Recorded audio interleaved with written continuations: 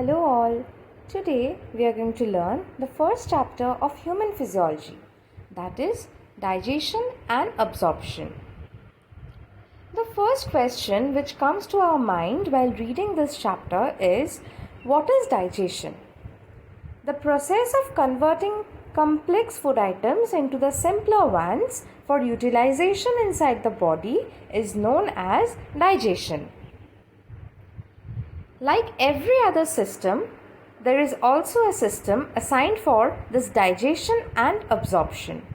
It is known as the digestive system. Now coming to the parts of the digestive system.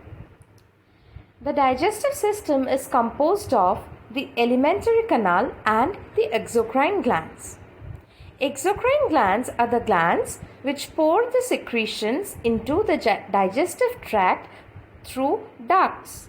Ductless glands are used in secretion of hormones which are known as endocrine glands, whereas the glands which use ducts for pouring out their secretions are known as exocrine glands. The digestive glands are exocrine glands. The alimentary canal. The alimentary canal starts from the mouth and ends in the anus. The parts of the alimentary canal are the mouth, the oral cavity, the pharynx, esophagus, stomach, small intestine, colon, rectum and anus.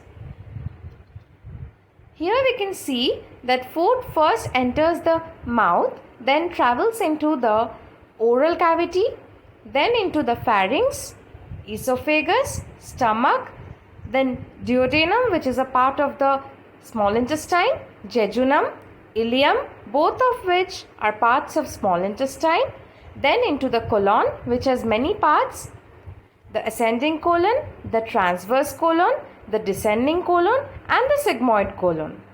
Then it gets stored in the pouch known as rectum and are then defecated out of the body through anus.